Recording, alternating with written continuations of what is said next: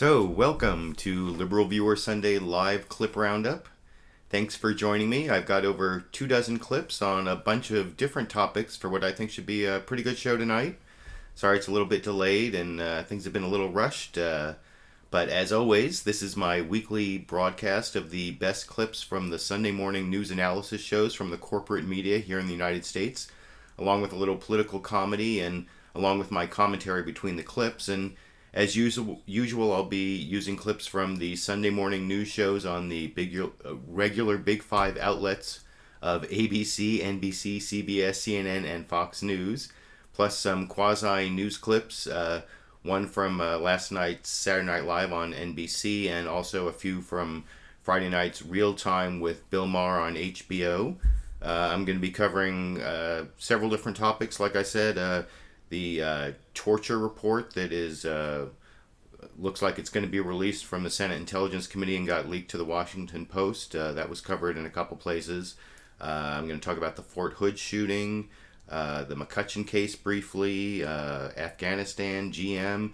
But I actually want to start with Obamacare, which has been a topic that's come up over and over again on my LiberalViewer Sunday Live Clip Roundup episodes, and there was big news on Obamacare. The open enrollment period ended on March 31st, and President Obama came out and announced that they had exceeded their original goal of 7 million subscribers, or enrollees, 7 million enrollees in Obamacare.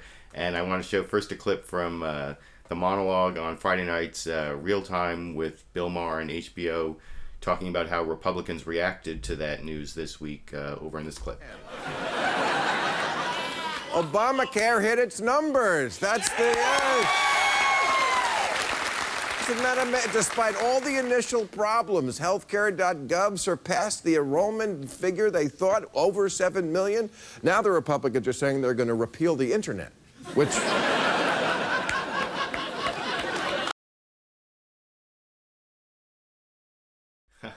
So yeah, I don't think that the Republicans actually tried to repeal the internet, but there was this interesting segment over on Fox News earlier, actually back on March 31st, on the last day of open enrollment, where they seemed almost like they wanted to repeal math. And I'll show you, this is a chart from the March 31st edition of America's Newsroom on Fox News. See if you can see a problem with the chart they're using about Obamacare over in this really quick clip. Have until midnight tonight to get health insurance or take advantage of one of the many ways to get an exemption. The White House hoping the last-minute crush will push sign-up numbers well past the 6 million mark, possibly close to that 7 million mark they said several months ago. Stuart Varney is host of... So did you notice there that the Obamacare chart that they used on Fox News, that 6 million seemed to be about a third of 7 million? So I guess the Republicans may not have wanted to repeal the internet, but Fox News, I think, was trying to do something really weird with math, and that actually showed up. They did a parody of Fox and Friends on last night's Saturday Night Live. This is Vanessa did the main part of this clip. The clip I showed you from Fox News was actually from a supposedly straight news program, America's Newsroom. This is Fox and Friends. They're more like soft news morning show, but that's where they parodied that chart. And I'll show you that over in this clip. But look at our Fox News chart, okay? As you can see, Obama needed to get 7 million new subscribers, and he only got 7.1 million. Not anywhere close. Such a shame. And kudos to our numbers guys here at Fox. That's a good chart. Yeah. I made a pie chart. This area represents the part where I was hungry. So yeah, I enjoyed that on Saturday Night Live, having seen the Fox News chart. And actually, the thing is, it's not even that much of a parody. The original Fox News chart, especially the fact that it was on a straight news program, I didn't think that they really went as deep as they might have on Saturday Night Live on that one. But I also want to show, if I'm talking about the Fox News bias anyway, I want to show the intro over on Fox News Sunday this morning. They have been trumpeting Obamacare as one of their big stories on Fox News Sunday every time they can find something negative to say about it. But when there was good news on Fox News Sunday this morning, when they, in their introduction, when they talked about what their stories were going to be, they talked about the Fort Hood shooting. They talked about the Benghazi. Well, I'll show you. It goes to Benghazi. It was the Fort Hood shooting, and then Benghazi, and then you can see plus Obamacare at the end, and I'll show you that clip here. Then former CIA Deputy Director Michael Morrell admits to changing those now infamous Benghazi talking points. The changes I made were fully consistent with what our analysts believed at the time, period. We'll talk with former CIA and NSA Director General Michael Hayden. It's a Fox News Sunday exclusive. Plus, 7 million people signed up for Obamacare. But is it too soon for the White House to take a victory lap? Our Sunday panel weighs. So yeah, there you can see the that Obamacare getting 7 million enrollees was a plus at the end, and it came after a Benghazi story, and it came after the Fort Hood shooting, and then the other story I forgot, of course, the Malaysian airliner, which I'm not going to be covering on my show today, because there wasn't really much in way of hard news. There was just more kind of speculation based on, you know, things that may or may not be related to the actual airliner. So I wanted to show that. And then over on This Week with George Stephanopoulos, George Stephanopoulos was off this week, but they had Martha Raddatz was reporting from Fort Hood, and then Jonathan Karl led the roundtable, and you can see him trying to get neoconservative editor of the Weekly Standard, Bill Kristol, to say something nice about Obamacare. And since there was such good news about Obamacare this week, and this is what the ABC host Jonathan Karl got out of Bill Kristol on that score here. Is going to be Obamacare. But Bill, I've got to ask you, I mean, you got to give the president a little bit of credit here, right? 7.1 million signups after that disastrous start. They hit their number. They went past their number. The Rand Corporation says about 800,000 of those people were previously uninsured. 800,000 out of 7 million. The huge bulk of them previously insured. So, big deal. He moved people from insurance plans they liked to forces them into the exchanges. It's like saying you got to give the Soviet Union a lot of credit. 200 million people bought bread in their grocery stores. If it's the only place you can buy health insurance, they're going to get people to buy health insurance there. The debate is not over. The president tried to say this week, oh, the debate's over. No way. The Obamacare debate is real. But, you know, on that ad, which I like, actually, that's a response to the ads attacking the Kochs, obviously. But it's also an attempt to tell Republicans, don't let them tie you into the insurance companies. That's been the best Democratic talking point in response to the failure of Obamacare is the Republicans want to go back to the old system, pre-Obamacare. So, and there I think they need to have an alternative to answer that. And the Republicans are in the pocket of the insurance companies. Those ads say, no, the Democrats actually, the Obama administration worked with the insurance companies to write this bill. Let's imagine an alternative reality. So yeah, the thing that I found most amusing about that answer was the comparison of Obamacare to bread in Soviet-era food stores, because yeah, that's it. I mean, the problem with Obamacare, like he said, was that it was too much a giveaway to insurance companies. He's right about that, at least. But if it's too much of a giveaway to these private insurance companies, I don't think he has any business comparing it to anything communist or Soviet, because you know the people who bought in the exchanges, they were buying private insurance, and they also, you don't have to buy through the exchanges. There are other, you know, a lot of the people, you know, all the millions of people who Fox News kept saying lost their insurance, a lot of them immediately got their insurance without even going through the exchanges. So you don't even subtract all those people from the 7 million who signed up. You heard Bill Kristol say Rand Corporation said only 800,000 of those people were people who were previously insured. So, I mean, I didn't have time to check that number, but I also want to show you, this is a clip of Nancy Pelosi. She was over on CNN State of the Union, and she actually gave a pretty solid defense of Obamacare in general. She was reacting to a question from the host, Crowley, who was talking about how former White House Press Secretary Robert Gibbs was saying that the employer mandate is never going to really be enacted. And she actually was kind of nasty in her response to that, which I will talk about a little more after I show that clip here. About the prediction by Robert Gibbs, a former advisor to the president, that the business mandate of Obamacare will not go into effect.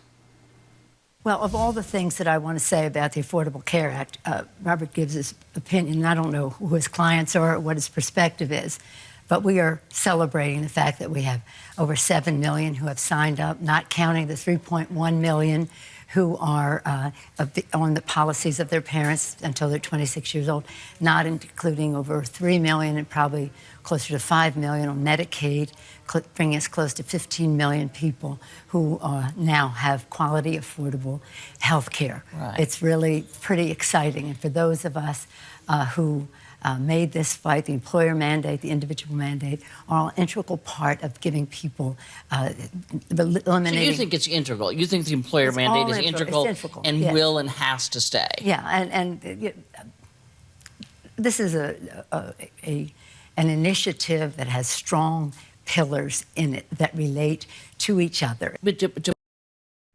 So yeah, that didn't sound like the employer mandate was going anywhere anytime soon, and that whole thing about who Robert Gibbs' clients are, I thought that was kind of a nasty little swipe from one Democrat to another, but I don't know, I'll leave that up to you to decide. Those are the clips I want to show on Obamacare.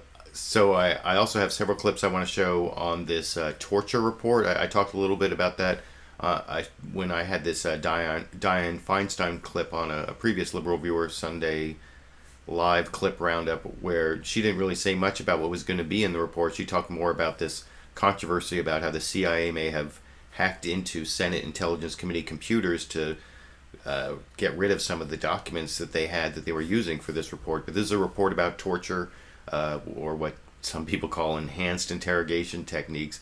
And this big report, the Senate Intelligence Committee finished it, but it hasn't been released because it's being reviewed for what has to be redacted, but large portions of it were leaked to the Washington Post.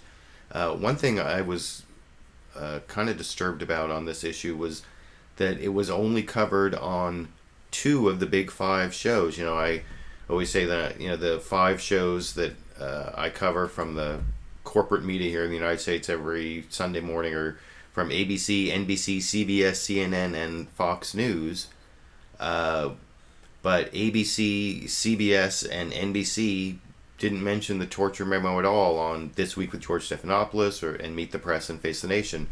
There was some coverage on CNN, and then, of course, there was coverage on Fox News, which, you know, might make you think, oh, good for Fox News for being one of the only networks to actually cover this issue. But, of course, they covered the issue to kind of apologize for it, which I'll show in a minute. But first I want to show that the most in-depth coverage of this was actually over on HBO's Real Time with Bill Maher, where I heard more details about what was in the report.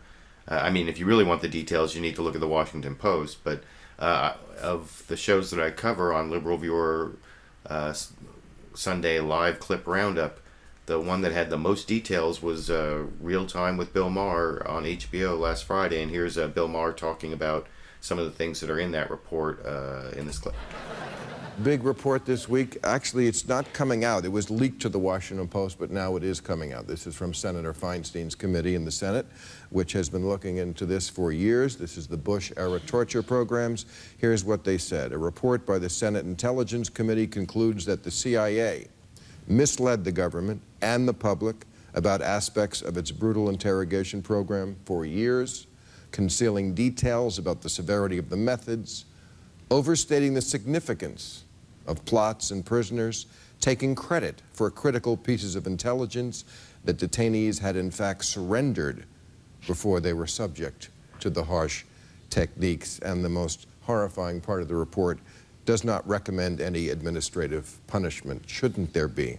Yes. I mean, this is a devastating indictment of institutional failure, and it is incumbent on the president that the White House leads the charge in not only the use of the black pen in terms of redactions in this report, but in terms of transparency, in terms of calling for justice, in terms of pressure on the CIA to ameliorate what are clearly broken ways. And, you know, this president and this Congress have wanted to say the past is past on the Bush torture era. It is not past. It is still in the present, and it will be very much part of our future unless we truly reconcile what we have done in the name of national security.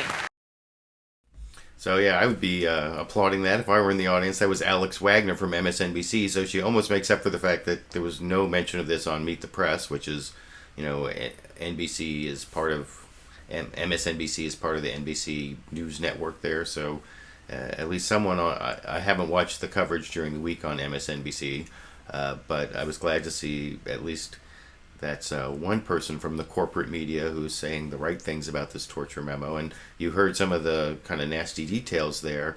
And as I mentioned over on Fox News, they actually did bring this up. They had Michael Hayden on. He was on, you know, ostensibly to talk about Benghazi, but as long as they had him there, they let him try to attack this report. And actually, his main attack on the report, I mean, he had a couple different attacks, but one of the one that seemed most ludicrous was he was saying the problem with this report is that Dianne Feinstein was just too emotional. And if you think I'm kidding about that, let's take a look at the clip. You can see it for yourself right here. The Senate Intelligence Committee has issued a report. It's going to have to be declassified, and which will take some months before we all get to see it, that says the CIA misled the public about the severity and the success of the enhanced interrogation program. We should point out almost all of these activities happened years before you came on in 2006. But the report says that more prisoners were abused than we had previously known, and that the enhanced interrogation produced little intelligence of significance. Yeah, I read an article by David Ignatius earlier this week, and he said he's a columnist for the Washington Post. And he said that Senator Feinstein wanted a report so scathing that it would ensure that an un-American, brutal program of detention and interrogation would never again be considered or permitted. Now, that sentence, that motivation for the report, Chris, may show deep emotional feeling on the part of the senator, but I don't think it leads you to an objective report. Well, I mean, forgive me, because you and I both know Senator Feinstein. I have the highest regard for her. You're saying you think she was emotional in these conclusions? What I'm saying is, first of all, Chris, you're asking me about a report that I have no idea of its content. No one responsible for that report has spoken a word of it to me, to George Tenet, to Porter Goss, to anyone else who is actually involved in these events. So it's very hard for me to make a judgment. But the fact is that the report says, and you know it's been widely leaked, the report. Yes, well, it has been widely leaked. Right. Well, there are a lot of things that are widely leaked in this town. Doesn't mean it's not true. The report says that information, and I want to ask you about the facts here. The report says that information about bin Laden's career came from a detainee while he was being questioned by Kurds in northern Iraq long before he was taken to a CIA prison and given enhanced interrogation. Sure, and Director Panetta, when asked by the Congress to comment on did the interrogation program help with getting us to Abbottabad, said very clearly that that information was part of the intelligence stream that led to the killing of Osama bin Laden at Abbottabad. And Director Panetta went on to say, and we'll never know whether or not we may have gotten that information through another way. But he did not deny that information from this program helped pinpoint bin Laden. But now I remember what Panetta said, and I researched it, at least based on what is available in the public record. There isn't really any evidence that torture was effective, so I don't know what Michael Hayden is talking about there. And you know, I have to give Chris Wallace credit at least for asking some slightly confrontational questions, but I think it was also pretty clear that the whole point of that was to give Michael Hayden the chance to attack the report, because there wasn't really anyone on who was defending what was in the report. I mean, the questions Chris Wallace asked is the closest they came, and if you want to remove any doubt about what the purpose of bringing up torture, the whole torture report was on Fox News Sunday. You can see they had Dick Cheney's daughter, Lynn Cheney, on to talk about it, and they actually played a clip of what Dianne Feinstein had said in her news conference earlier this week and got her to respond, and I'll talk about that a little more after I show that clip here. Alleging that the CIA has misled the public about the severity and the success of the enhanced interrogation program. This is obviously a program that your dad was instrumental in supporting and helping to shape up. Here's what the chairman of the Intelligence Committee, Dianne Feinstein, said this week. It is now abundantly clear that in an effort to prevent further terrorist attacks after 9/11 and bring those responsible to justice, the CIA did make some serious mistakes, and that they haunt us to this day. She talked about it as a stain on the country. Question, Senator Feinstein, right or wrong? I think it's very sad to see Senator Feinstein do what she's doing. From what we've seen in terms of the press reports about this report, it was written entirely by Democratic staffers. As General Hayden said, nobody talked to a single CIA official who was involved in the program. Some of the press reports point out that the staffers relied upon the accounts of terrorists themselves, took those at face value in terms of descriptions of what had happened in the program. They did have hundreds or thousands. In fact, that's one of the arguments of documents from the CIA recounting the program. But this program itself has also been the subject of investigation by the CIA Inspector General at length. We do know, look, this is a program that will be debated clearly for decades here in this country, and I think it's fine to have that debate. But if you're going to say that we should not have conducted the enhanced interrogation program, if you're going to say we shouldn't have waterboarded 3 terrorists, then you've got to say that you're willing to accept the consequences of that. And you've got to be willing to say how many American lives would you have been willing to put at risk because you didn't want to waterboard Khalid Sheikh Muhammad. And you also have to recognize that we have other documents that have been declassified, frankly, 6 years ago, about the interrogation of Khalid Sheikh Muhammad and Abu Zubaydah that demonstrated clearly the intelligence that was gained from those interrogations that helped to save lives and prevent attacks. Wow. So that is just pretty dishonest. As I've said, I've looked into this over and over. I've made several videos on this about whether torture works or not, and there just isn't evidence. One of the great spokespeople on this is actually Senator John McCain, who I don't agree with on a lot of things, but he says over and over again, as a victim of torture, that torture doesn't work.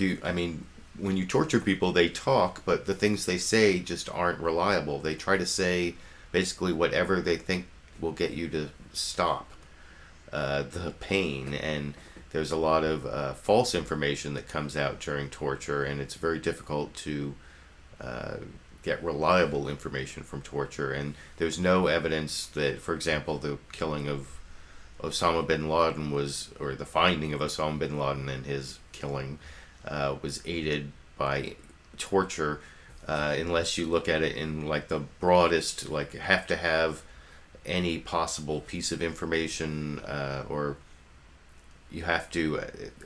I think this. I don't have this clip, but I saw one person say that when you look at the totality of the information, you can't take any piece of information out and still be able to get bin Laden. Well, that's just not true. And I'm not even sure that there's any real reliable information that came out of torture. So what Lynn Cheney said there was not true, and I think she was on.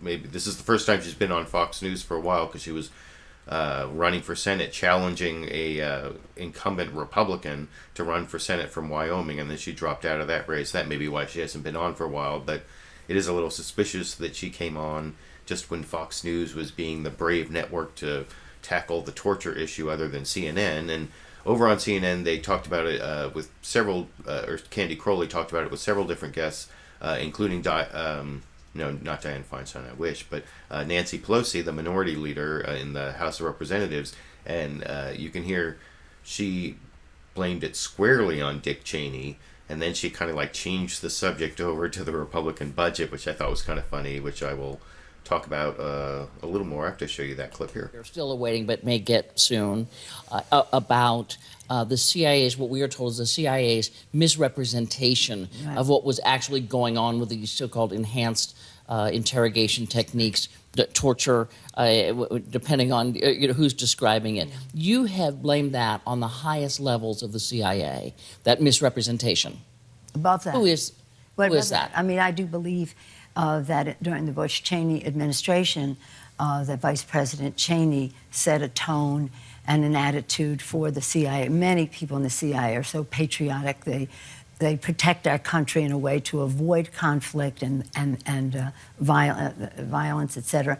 But the attitude that was there was very, I think, came from Dick Cheney. That's what I believe. And if that happened and could be proven and is, in fact, it came from the vice president's office, is there a net result of that, or is that just, here's a report I and think they he's move proud on? of it. I think he's proud of it.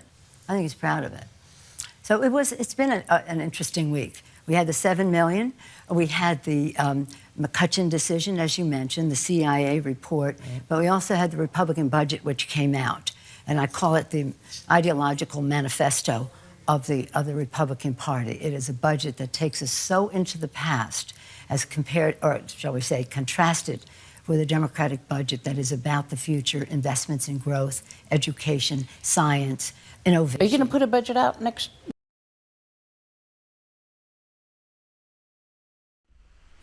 So yeah, that was Nancy Pelosi there talking about how she blames Dick Cheney. Oh, and I just noticed in the comment section while I was listening to that, I even took a little screenshot. You can see NO8549 corrected me. I said Lynn Cheney, but it's actually Liz Cheney, not Lynn Cheney. Sorry about that.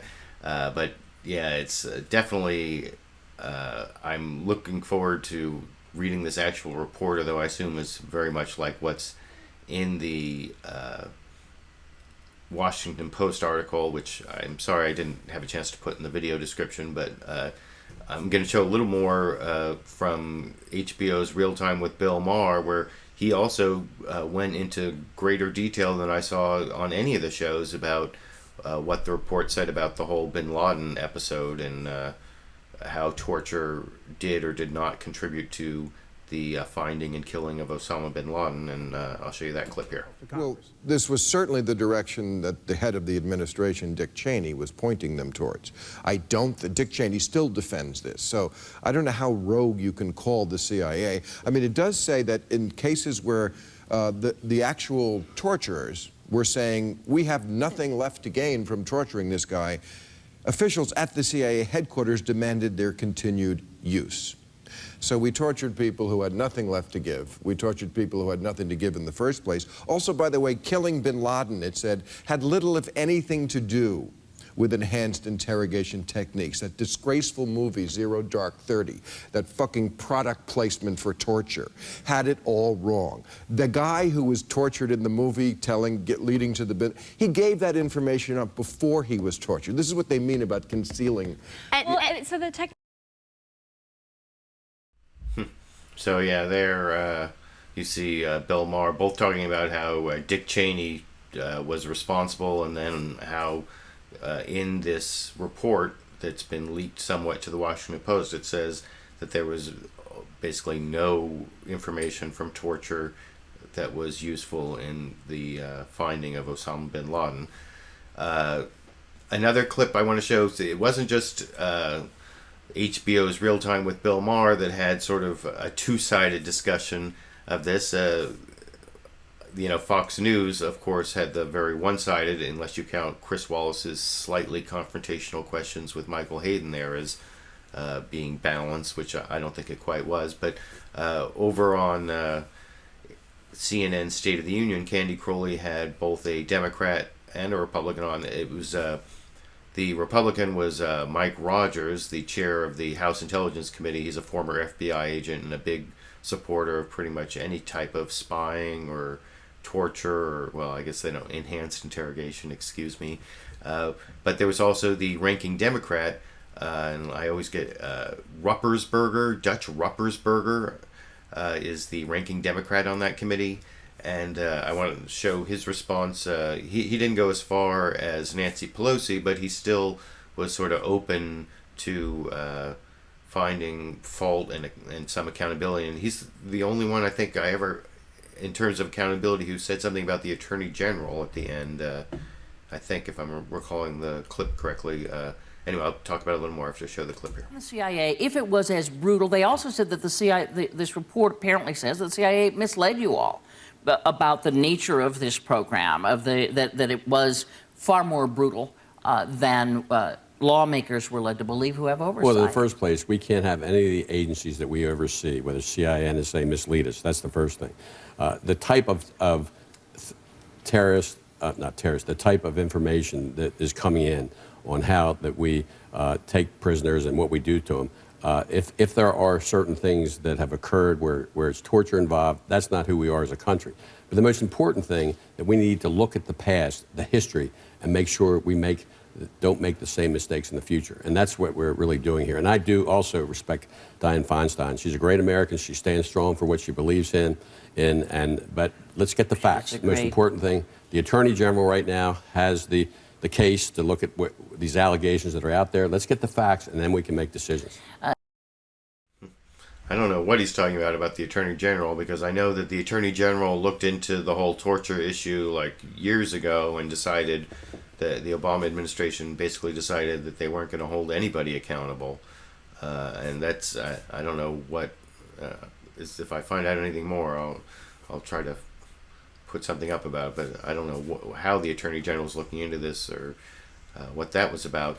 But anyway, over on CNN State of the Union, Candy Crowley also had Mike Rogers on, as I was saying, and he attacked the report.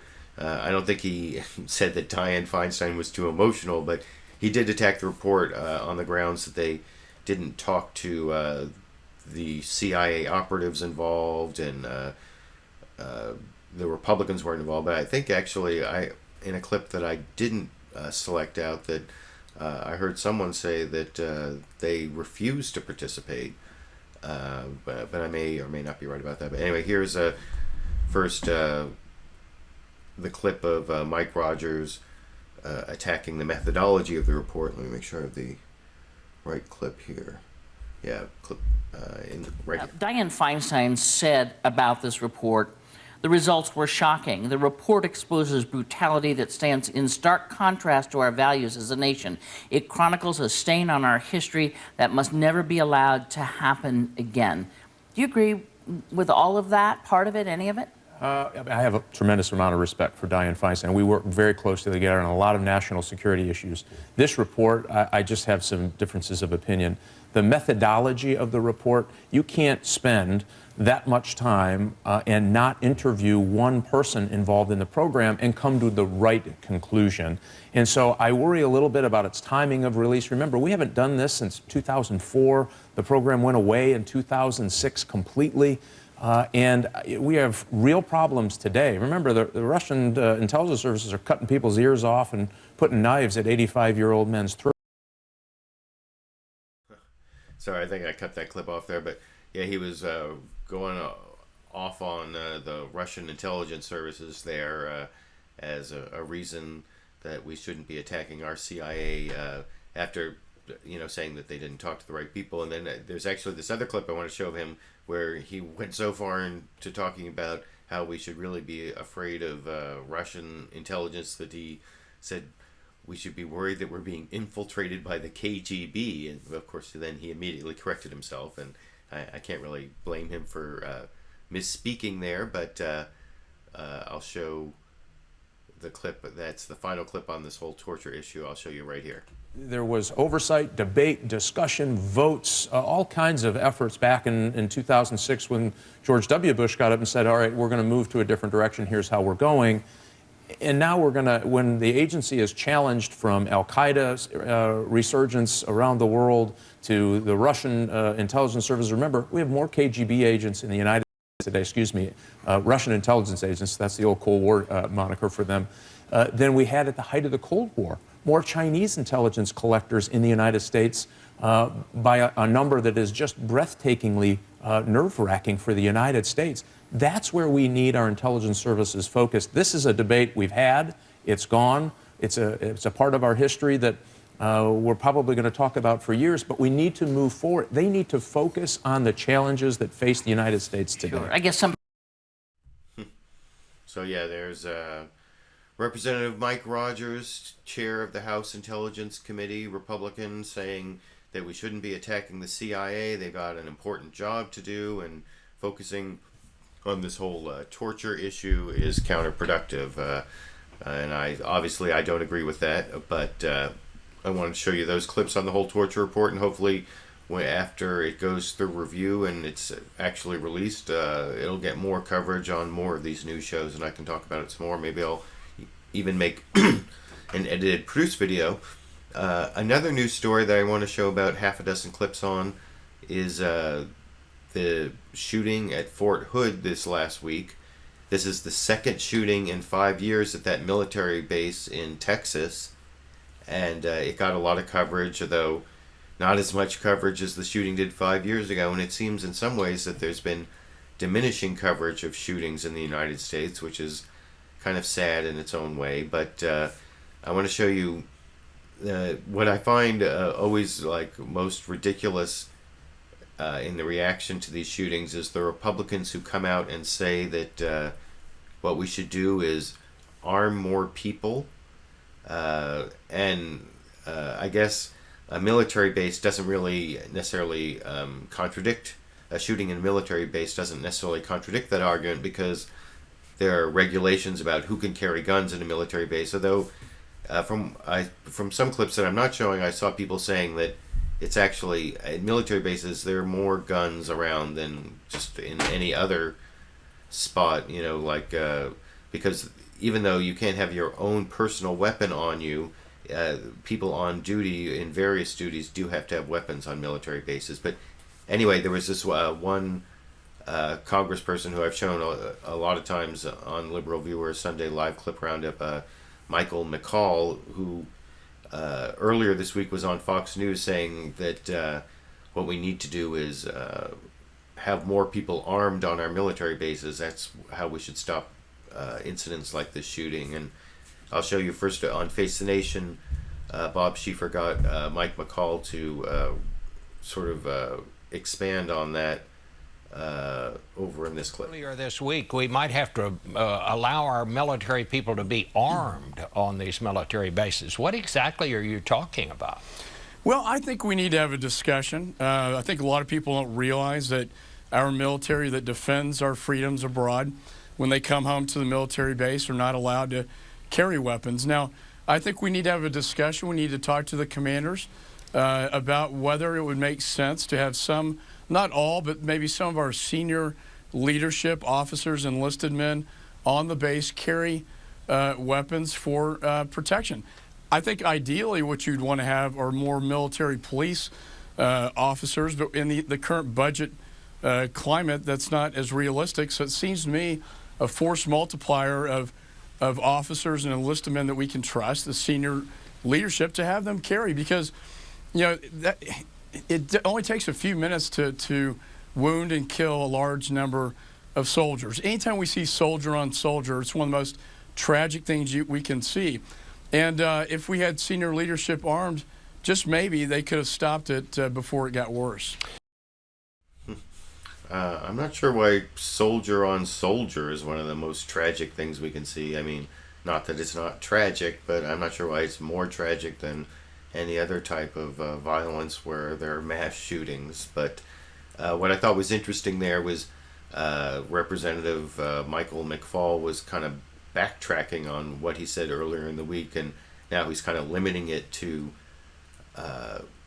the leadership, or just certain personnel, or more personnel should be armed, the people who we can actually trust. And I think that's because he's gotten a lot of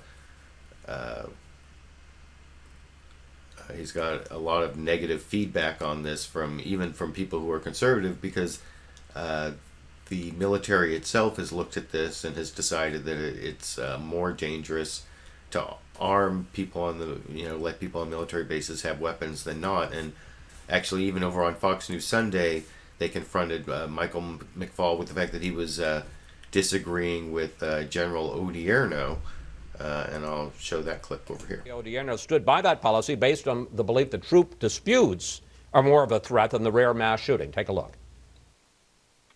We have our military police and others that are armed, and I believe that's appropriate. And I believe that allows us the level of protection necessary.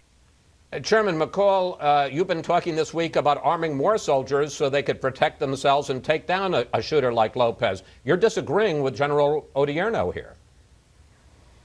Well, look, I think the best way to do it would be to have more military police on our bases. But the fact is the president's budget takes us back to World War II levels. So I don't see an increase in that kind of funding, although, as the senator said, we should be looking at that. I think a way to have a force multiplier here is to maybe look at the idea, a common sense idea of senior leadership at these bases, officers and enlisted men that you can trust who have defended us abroad, the idea that they could at least carry a weapon on the base, because when these things happen, this was responded to very quickly, but it doesn't take very long to wound and kill a large number of people. And I think that would be a deterrent, number one.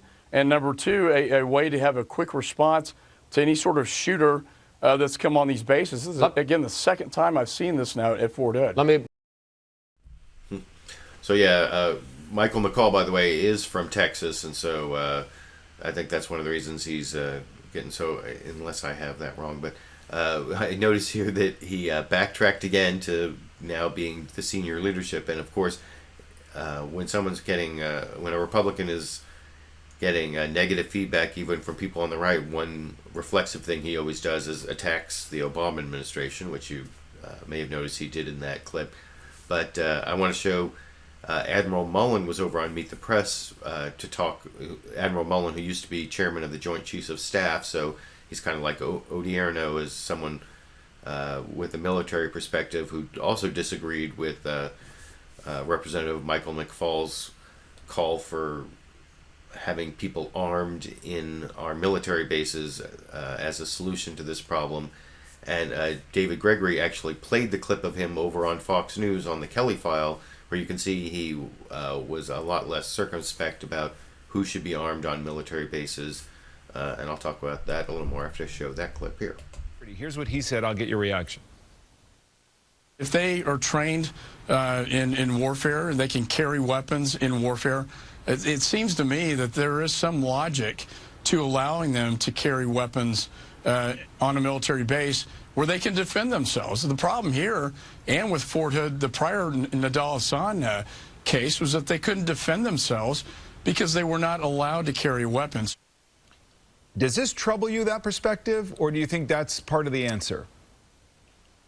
Well, I think we need to review the security procedures. I'm not one, as someone who's been on many bases and posts, that would argue for arming anybody that's on base. I think that actually invites much more difficult challenges. I think we've got to get at the issues that are singled out in this particular incident with respect to the individuals. Certainly we have to do everything we can to protect everybody that's on base. And I'm sure this incident will cause Secretary Hagel to review those procedures, but I would be much more in the camp of fixing it that way and focusing on the individuals than routinely allowing arms on any base, military base in the country. Admiral. So yeah, there you can see Mike Mullen, former chair of the Joint Chiefs of Staff, saying that arming the soldiers on the bases is a bad idea. And also you notice from the clip from Fox News that he was saying arm all the people who are trained in weapons use, not just like the leadership, as he's kind of backtracked to on the Sunday shows today. And other than that issue of whether we should arm, I also want to show one more clip on the whole whether we should arm our soldiers on our military bases. Dan Pfeiffer, who's a spokesman for the White House, was over on Face the Nation, and he talked about several issues, and I'll show another clip from him later. But first, here's how he responded to this idea of arming more soldiers on our military bases here? No, Bob. The Pentagon has looked at proposals like the one that Congressman McCaul has talked about. They don't think it's a good idea. And why would that be? Well, I think it's clear from what happened in Fort Hood, we have to do a lot more to ensure that our men and women feel safe when they come home. It's a terrible tragedy. It happened in Fort Hood. The President and the First Lady send their thoughts and prayers out to the victims, the families, and everyone on the base. And they're going to actually travel down on Wednesday to the memorial ceremony. The President is going to the memorial President, the First Lady, service. yes, sir. And that's going to be on Wednesday? Yep.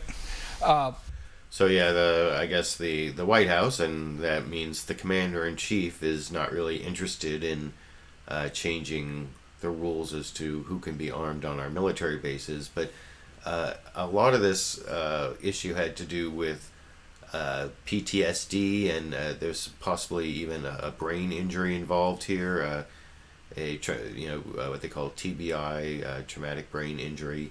And I was interested to see Michael Mullen, the former chair of the Joint Chiefs of Staff, over on Meet the Press, talk about those issues, which I think is more important in this case than getting more soldiers' guns on military bases. And anyway, I'll talk about that a little more after I show that clip here. Well, I'm taken back, David, in the 21st century that we actually know so little about the brain. So I think the President's initiative with respect to brain mapping is critical. I'm involved in a research effort at NYU to look at the ability to determine biomarkers, voice patterns, blood measurements that would indicate both post-traumatic stress and TBI as a problem. So this really is a national resource issue, one that, again, I'm surprised we know so little about in the 21st century, and I think we need to do a lot more to try to understand the brain and how these injuries affect our young people who've done so much for our country and that we really have to take care of in the future.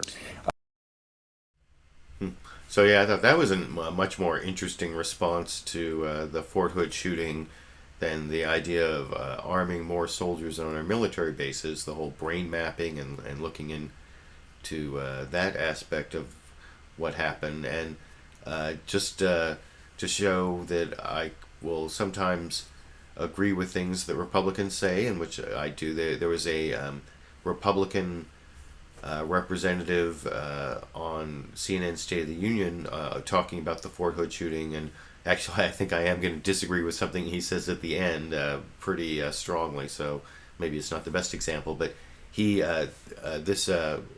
Tim Murphy, and he's a doctor. I think he's actually a psychiatrist and has psychiatric clinical experience dealing with soldiers even, and I'll show what he said about the Fort Hood shooting, and then at the end I'll tell you what it was he said that I actually do disagree with after I show the clip here. Turn it into a source of strength. It really speaks to a overarching problem we have with dealing with mental illness in this country. Right.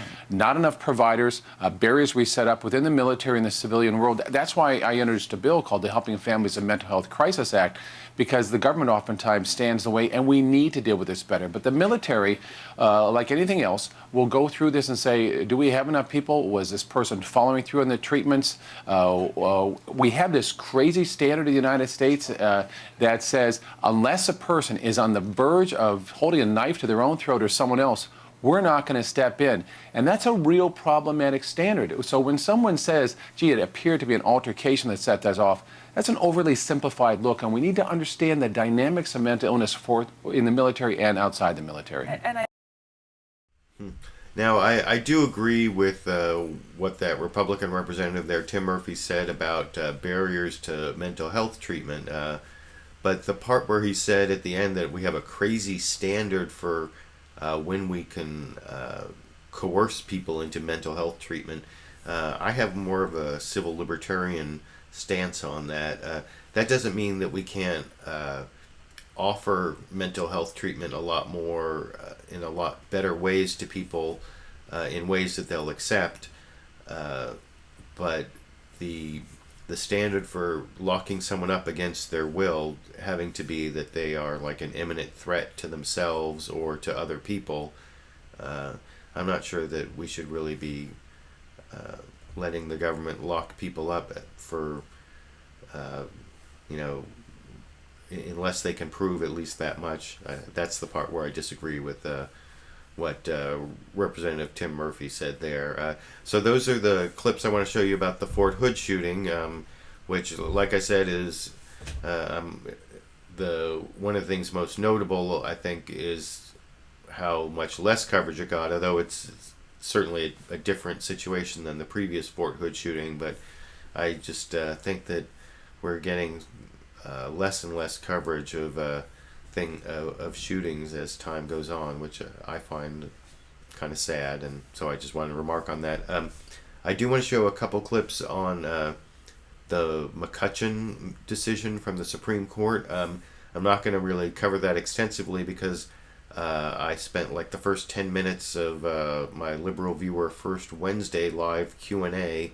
Last Wednesday I did I do my first Wednesday of the month live Q&A show, and because it happened to be the day that the Supreme Court decided the case of McCutcheon versus Federal Election Commission, I spent about 10 minutes talking about it. That's the campaign finance decision that got rid of the aggregate limits. So there are still limits on, you can give $2,600 to a congressional candidate in the primary and $2,600 in the general election, so it's basically like $5,200 per candidate.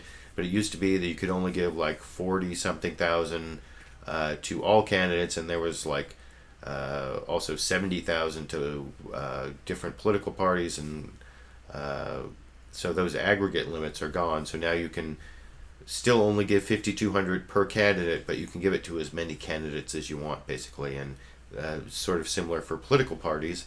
And I talked about that extensively, and why it is that I don't think it's as bad as a lot of my friends on the left seem to think it is. But one person who I saw on Fox News not on Fox News Sunday, but on Fox News earlier in the week, was the actual plaintiff in the case, Shaun McCutcheon, who's kind of this rich guy from the South who wants to give money to political candidates. And he was over on Meet the Press, and he kind of explained his point of view. And that's one of the things I hate about these campaign finance issues, is sometimes I hate the people who are on my side. But I am kind of an apologist for the McCutcheon decision, as you can see over on my LiberalViewer First Wednesday live Q&A, which is available on my channel. But I'll talk about that a little more after I show Shaun McCutcheon, the plaintiff in the case, on Meet the Press here. To corruption.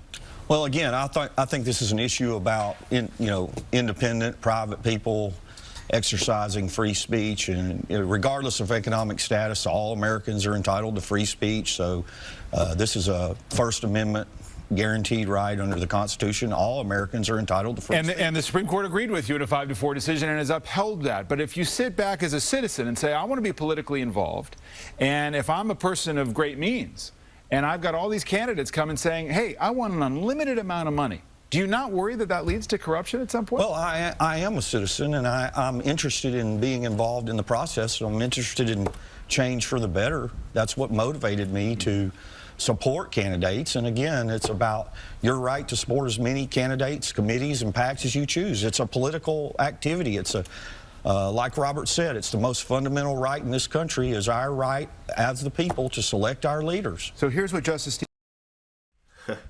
So yeah, I actually agree with several things that Shaun McCutcheon was saying there. I just wish he wasn't the plaintiff. Get off of my side. I wish there were better people on my side in this argument sometimes, but it doesn't mean what they're saying isn't true. It just sometimes it just if you want to advocate for free speech, sometimes you have to be on the side of Nazis, and sometimes you have to be on the side of flag burners, and sometimes you have to be on the side of rich campaign donors, I guess.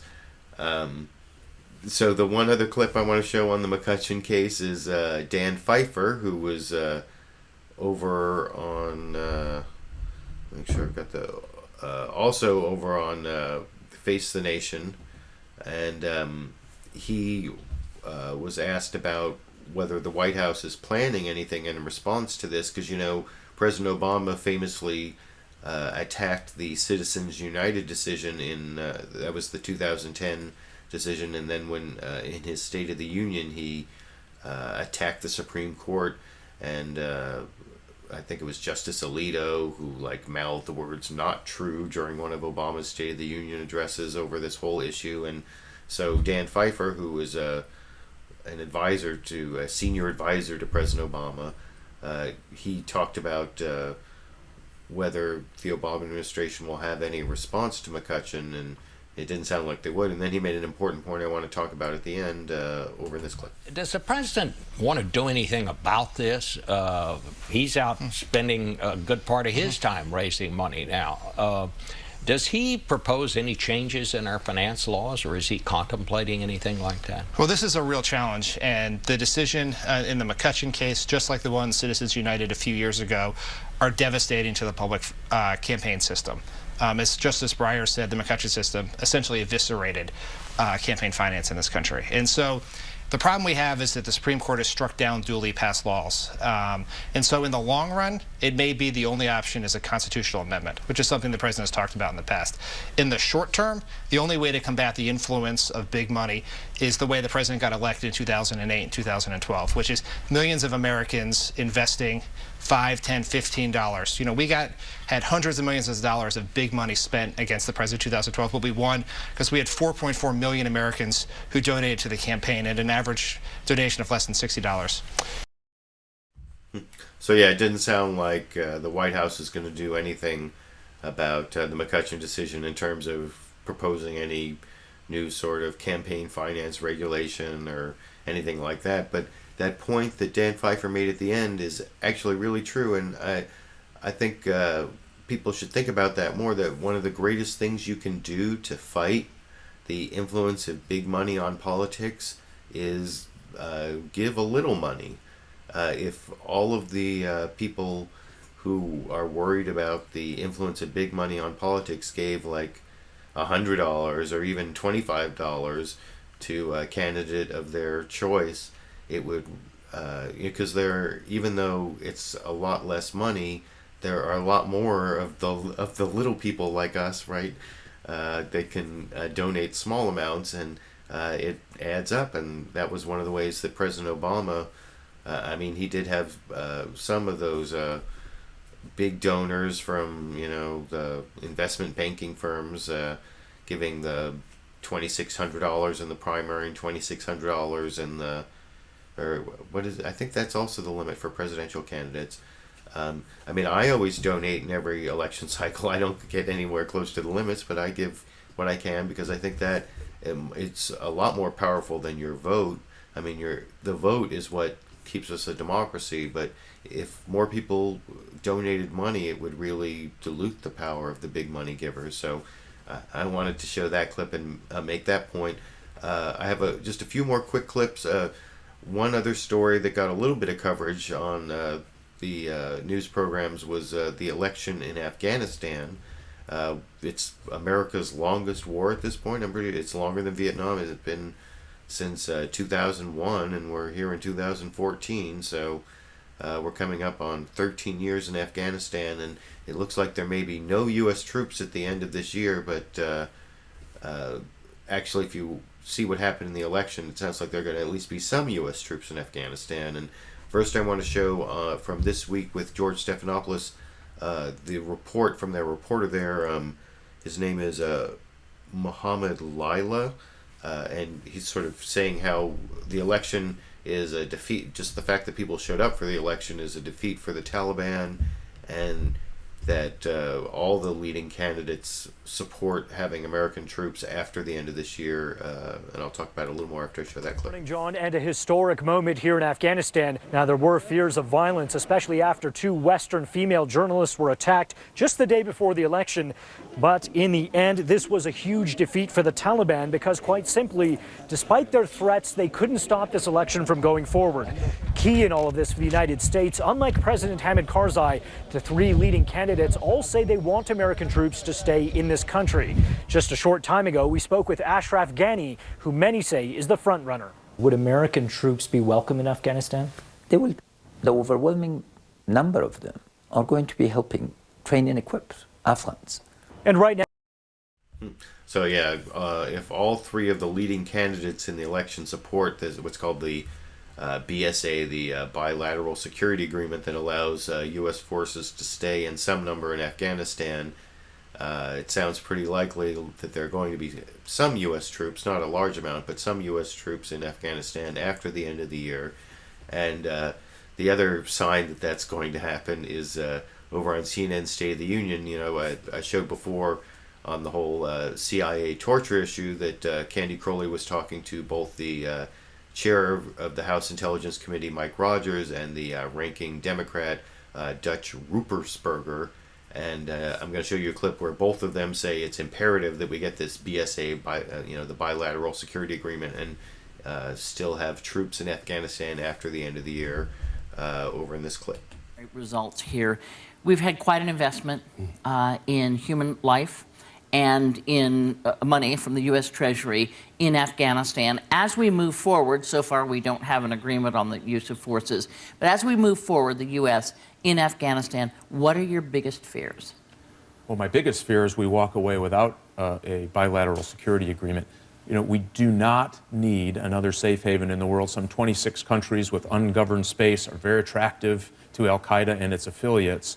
It's very important we get a BSA so we can get our bases pre-planned so that we can continue to push back on extremists operating in Afghanistan. So he worries, sounds like that Afghanistan will once again become a terrorist haven if the U.S. pulls out. Yeah, we need to have our military consultants there. We've trained their military and their police force. And the fact that so many people showed up in this election showed that the people of Afghanistan do not want the Taliban, and they stood up and risked their lives to vote. And that's very positive. Also, another positive thing, over 300 women filed for office in Afghanistan. That never would have happened with the Taliban there. So you can see both the Republican and the Democrat on the House Intelligence Committee agree that we want to have U.S. forces in Afghanistan after the end of 2014, and all three of the leading candidates in the election in Afghanistan that just took place, where it's not sure who won, but all three of the leading candidates also say that there should be U.S. troops in Afghanistan after the end of 2014. So my prediction, there will be U.S. troops in Afghanistan after the end of 2014, although certainly not a large amount of combat troops, but the advisors and U.S. involvement in Afghanistan will continue. You know, I noticed over on This Week with George Stephanopoulos at the end of the show, they always mention how many Americans have been killed it used to be Iraq and Afghanistan, now it's just Afghanistan. And for the last 3 weeks, there have been no soldiers reported killed, and then there was one reported killed this week. So I don't know how long that's going to continue, but given how problematic the policy's been, I don't think it's been a very successful policy, and it's difficult to make more soldiers die for a failed policy. I mean, the original goal of the Afghanistan conflict was achieved pretty quickly, and once the whole Osama bin Laden not being caught at Tora Bora, beyond that, the mission kind of went awry. And I actually made a video about this at the beginning of the Obama administration, who lost Afghanistan. So if you're interested in that, my thoughts on that are given in more detail and in a more organized way in a edited, produced video if you want to check that out. So there was a little bit of coverage of Afghanistan. You know what? It kind of bothered me. There was almost no coverage of the hearings about the GM ignition switch that caused a bunch of deaths, and there was a cover-up at GM that was recently revealed, and the only place that was covered, it was covered on Saturday Night Live. I'm not going to show a clip from Saturday Night Live, but in their very first skit, and you can see the whole Saturday Night Live episode by clicking on a link down in the video description, and it's the very first, it's the opening, the cold open, I guess they call it, on Saturday Night Live, where they did a parody of the GM hearings in Congress this week, and Claire McCaskill, who was the senator from Missouri, who was actually one of the senators conducting the hearings, was over on This Week with George Stephanopoulos, although, like I said, George Stephanopoulos wasn't there, so she was talking to Jonathan Karl, and she talked about how it was pretty obvious there was a cover-up, and this is the only one of the Sunday morning shows that covered this, the GM hearings in the corporate media, and why that was, I think the word corporate may help explain that, but here's Claire McCaskill talking about what GM did with this ignition switch over in this clip. Well, I think we'll see how the investigation goes, but the facts are pretty clear. You don't need an investigation to understand that they had a defective switch, and someone at GM in the engineering department changed that switch and didn't change the part number. There is no reason to keep the same part number unless you're trying to hide the fact that you've got a defective switch out there that, in fact, ended up killing a number of people on our highways. All right, so as you... So, yeah, that seemed to be a big enough story that should have been covered on more of the news shows than just over on This Week with George Stephanopoulos, and, of course, on NBC's Saturday Night Live, but not on NBC's Meet the Press, which is, I guess, a little embarrassing there for NBC.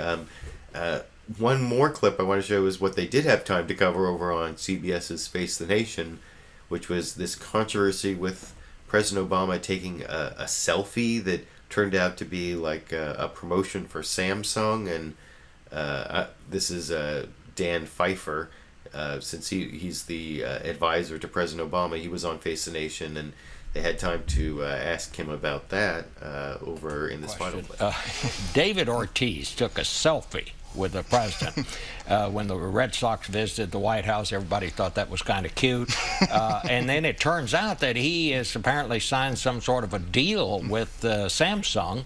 And this was all part of a promo. Did the president get caught here?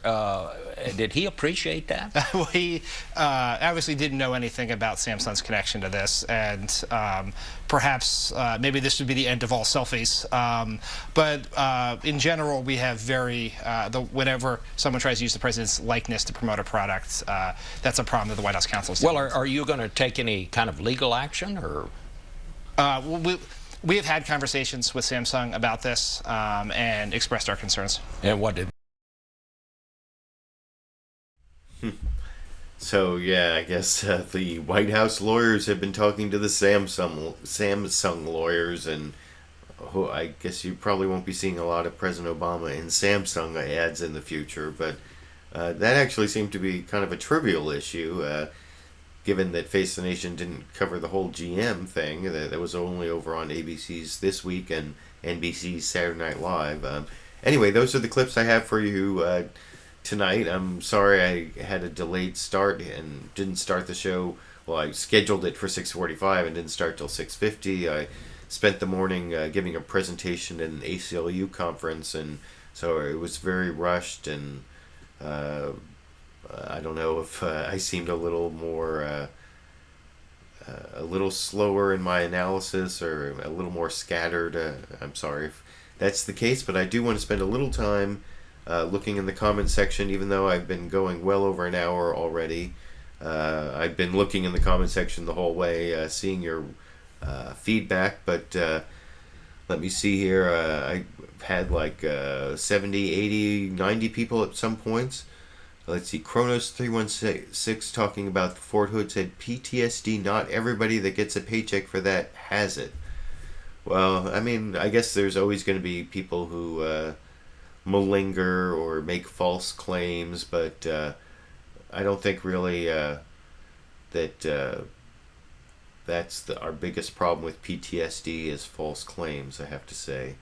I'm still scrolling back here. Kevin B says, Mike Rogers, it's called oversight. Yeah, I didn't really like the way Mike Rogers responded to this whole torture report. I didn't think But of course, as I said, Mike Rogers is a former FBI agent, and he's a big defender of the whole, national intelligence complex. And he's leaving Congress. I showed last week that he's retiring and becoming a radio talk show host, but there's some chance that he may be running for either president or maybe something in Michigan, or I don't know. But Cruz too says Obamacare working Benghazi.